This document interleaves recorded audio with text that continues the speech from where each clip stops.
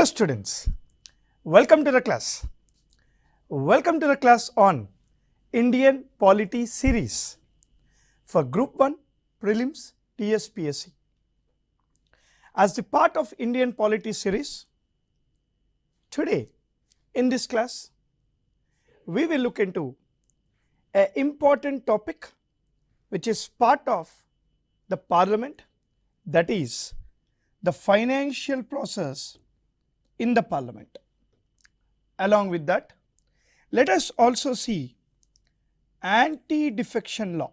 Anti-defection law is something which is in news. So let us focus on these two topics. Now, coming to parliament financial process.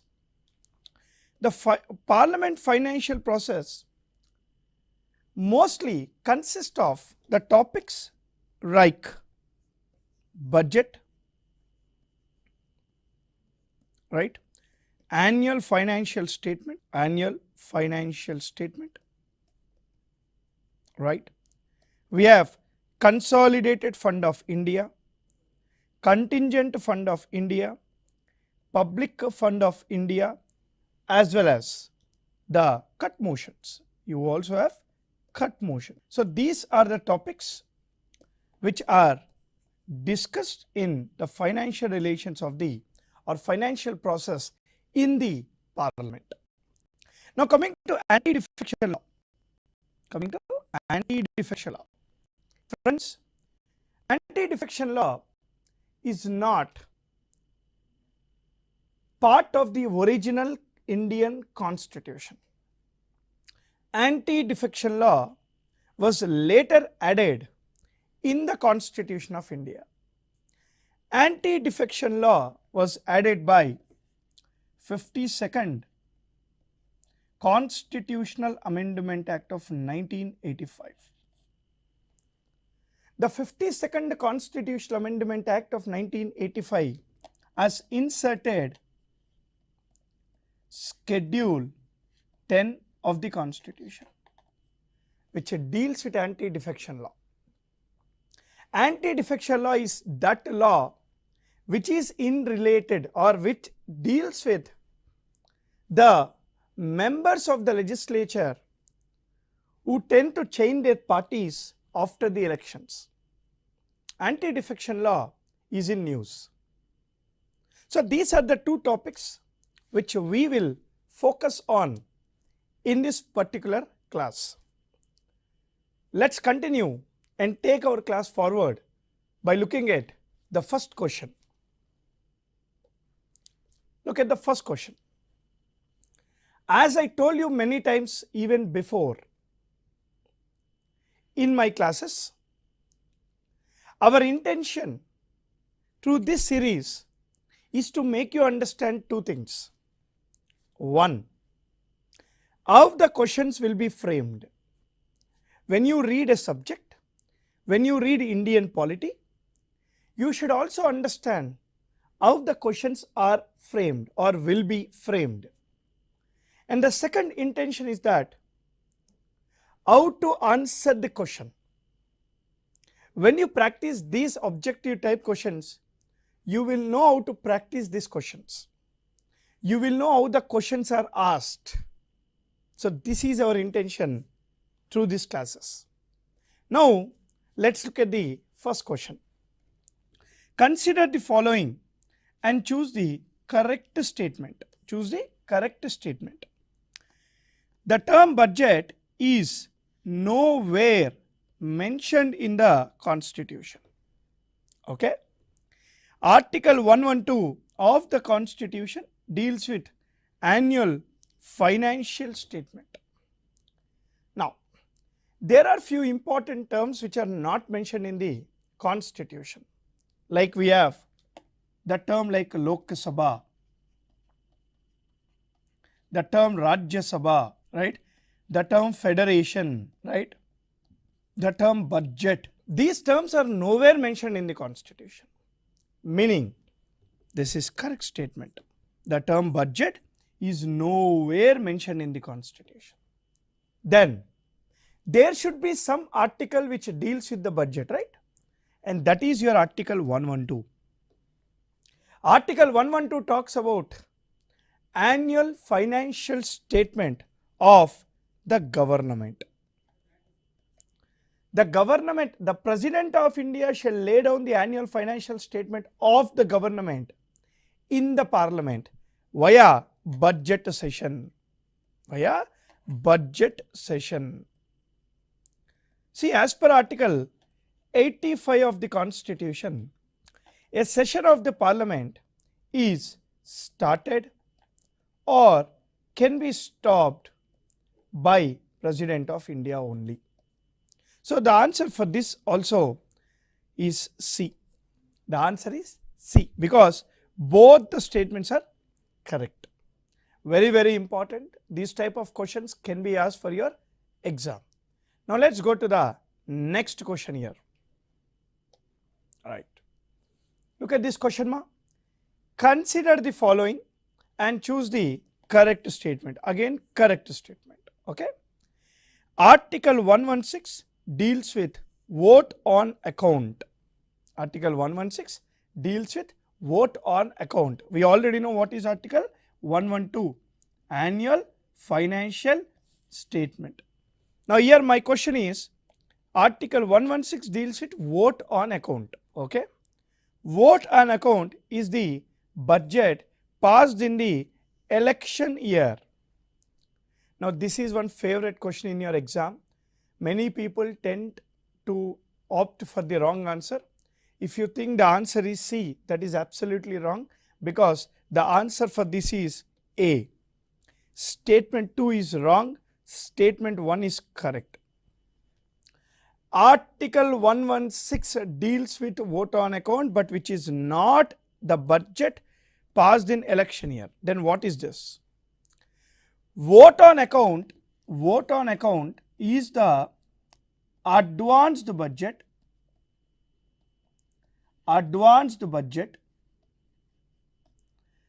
passed in, see, this is important, passed in Lok Sabha only to meet the expenses of government till budget is passed. Look at this, friends. What did I say here? See, whenever the budget is initiated or whenever the annual financial statement is initiated in the Parliament, the government tend to lose its capacity to withdraw the amount from Consolidated Fund of India.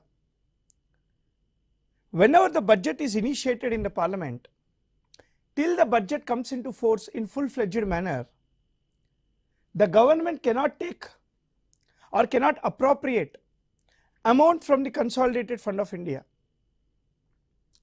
Now, till the budget comes into force, there are expenses for the government. There are many expenses for the government. To meet the expenses of the government, the advanced budget is passed in the Lok Sabha only. Generally, this advanced budget or vote on account is 1/6 of the total budget. 1/6 of the total budget. 1/6 of the total budget. Now this advanced budget, which is passed to meet the expenses of the government, only in Lok Sabha when it is passed to meet the expenses of the government, I am repeating this, is called vote on account. So then what is the budget which is passed in election year called? The budget passed in election year is called interim budget, temporary budget. It is not vote on account. Don't get confused here. Interim budget is the budget which is passed in the election year. Vote on account is an advanced budget passed to meet the expenses of the government till the budget comes into force. Very, very important for your exam. Vote on account is discussed in Article 116 of the Constitution. Now let's come back to the third question or the next question. Right, a very direct question, ma. Which article of the Constitution deals with appropriation bill? See, appropriation bill. An appropriation bill is something which is passed in Lok Sabha after vote on demands, from different ministries. See, after each ministry demand is put forward to voting, then after each ministry demand is put forward to voting and it is passed, the Lok Sabha passes an appropriation bill. Appropriation bill is passed in Lok Sabha only, remember this. Within 75 days from appropriation bill, then you need to pass a financial bill, where when you pass this financial bill within these 75 days, it is said that the budget comes into force in full-fledged manner. Now, which article deals with appropriation bill is my question. Article 111 of the Constitution. Article 111 of the Constitution deals with the veto powers of the President of India. You all know what is Article 116, right?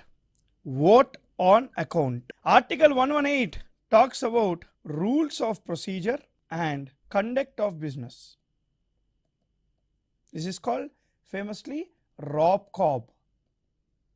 So the leftover is Article 114. Article 114 talks about appropriation bill. All these are very, very important for the exam. Let's come back to the next question. Right, look at the question, ma. Try to understand the question.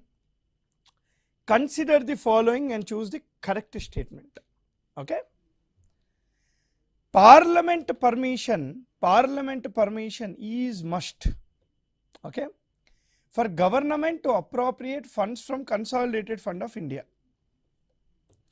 Contingent Fund of India is maintained by Revenue Secretary on behalf of Government of India. Okay, look at the screen, ma. See, there are three types of funds. The first type of fund is called Consolidated Fund of India. The second type of fund is called Contingent Fund of India. And the third type of fund is called Public Fund of India. Okay. Now, all these three types of funds are maintained by the government. All the three types of funds are maintained by the government. Now, what is Consolidated Fund of India? Try to understand this very carefully. According to Article 266 of the Constitution, 266 of the Constitution, every rupee earned by the government shall be appropriated into Consolidated Fund of India. Every rupee earned by government shall be deposited into Consolidated Fund of India. Every rupee earned by the government shall be deposited into Consolidated Fund of India. Now, government also has expenses. For the expenses of the government, to withdraw the money from Consolidated Fund of India, for the expenses of the government, to withdraw the amount from Consolidated Fund of India, government has to take Parliament permission. Without Parliament permission, government cannot withdraw funds from the Consolidated Fund of India. Parliament will provide permission by passing certain bills or laws. This is your Consolidated Fund of India. Now, what is Contingent Fund of India? See, contingency means emergency, disaster. Now, whenever there is a disaster or whenever there is an emergency need of funds, you can't go to Parliament and ask money. and you can't wait till the procedure is completed, because there is a disaster, we need to act, we need money. So for that purpose, some particular amount is always deposited into contingent fund of India. Contingent fund of India is maintained by Revenue Secretary, managed by Revenue Secretary. But who authorizes the money from contingent fund of India? The President only. The President has the authority to authorize the money from contingent fund of India. Now what is public fund? We actually deposit some money with the government by actually taking some schemes, insurance schemes, PFs, Public Provident Fund, we 𝗪𝗵𝗻𝗀𝗃𝗃. There are many schemes according to which we actually deposit some amount with the government, ensuring that the government will repay back with good lumps of money. Like you have 𝗬𝗏 𝗧𝗦𝗔𝗧 𝗚𝗧, etc. Now all this money we deposited with the government to get back in the future at the time of maturity are deposited in public fund of India. So these are the three types of funds maintained by the government. Now look at the question. Parliament permission is must for the government to appropriate funds from the consolidated fund of India. Absolutely correct. Parliament permission is needed. Contingent fund of India is maintained by Revenue Secretary. Correct. On behalf of government. Wrong. On behalf of President of India. See, who has the authority to appropriate funds from the contingent fund of India? It is President. President has the authority to authorize the funds from contingent fund of India. So the answer for this is A. Okay. Now let's go on to the next question. Look at the question, friends. Consider the following and choose the correct state. The procedure to pass the budget is mentioned in the Constitution. Cut motions in budget is taken only in Lok Sabha. Okay. The procedure to pass the budget is nowhere mentioned in the Constitution. Is not mentioned in the Constitution. Then how?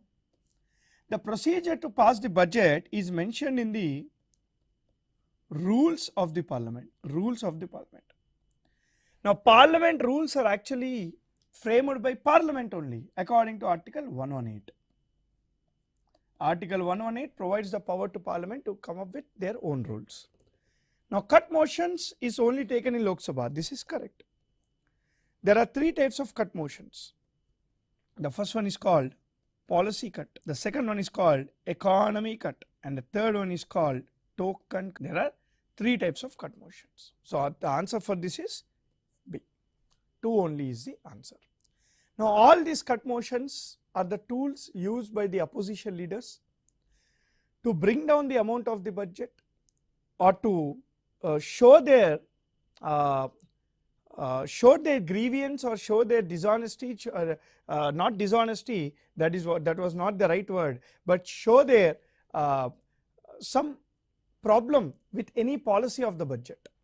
They can actually make sure that this policy has certain loopholes and they make it evident by utilizing this kind of these cut motions. Now let's come back to the next question. Right.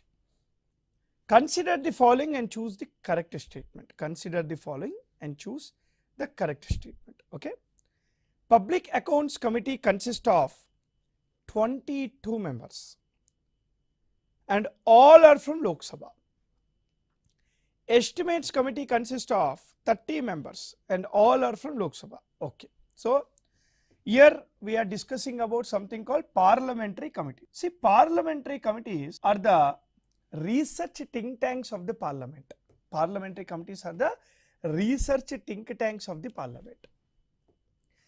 Generally, we divide the parliamentary committees into two types. The first one is called standing committees. The second one is called ad hoc committees. The first one is called standing committees. The second one is called ad hoc committees. Now, standing committees are further divided into two types. The first one is called departmental related standing committees. We generally divide this. And the next one is called financial committees. So there are 24 departmental related standing committees, but there is a proposal by the government to actually bring it down to 2021 also. So let's wait and see. But there are three types of financial committees. There are three types of financial committees: Public Accounts Committee, Estimates Committee, Committee on Public Sector Undertakings. There are three types of committees. Now the question is about Public Accounts Committee and Estimates Committee. I will get back to this question, but let me also tell you one more point. Ad hoc committees are also of two types. The first one is called research and the second one is called inquiry based committee. So parliamentary committees are the research think tanks of the parliament. Parliamentary committees are the research think tanks of the parliament. Now the question is all about Public Accounts Committee and Estimates Committee. See, the main duty of the Public Accounts Committee is to review the reports of the CAG. Estimates Committee responsible is to prepare the budget. Okay. Now, Public Accounts Committee consists of 22 members, absolutely correct, out of which 15 are from Lok Sabha, 7 are from Rajya Sabha. So this is wrong. Because Public Accounts Committee consists of 22 members, but not all from Lok Sabha. 15 from Lok Sabha, 7 from Rajya Sabha. Estimates Committee consists of 30 members, correct, and all are from Lok Sabha. Answer is B here. Okay. So let's go to the next question. Yes. For which of the following bits there is no joint sitting of the parliament in case of a deadlock? Okay. Look at the, listen to me very carefully. What is the meaning of a deadlock? What is joint sitting of the parliament?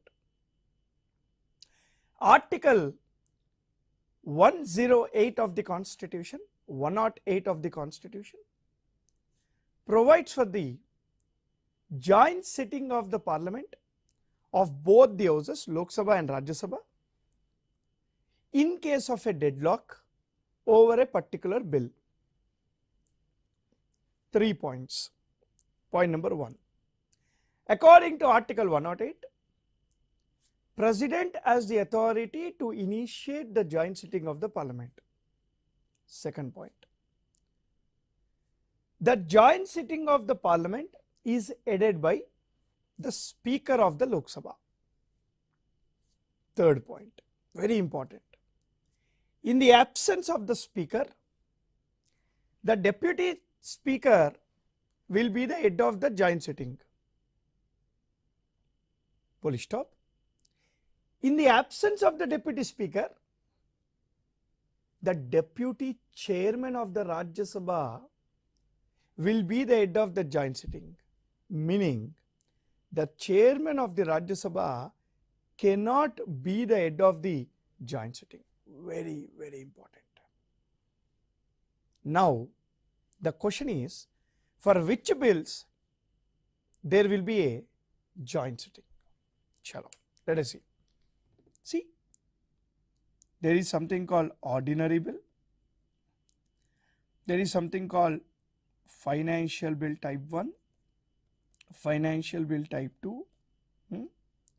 We have a CAB, money bill, and constitutional amendment bill. Now look at this.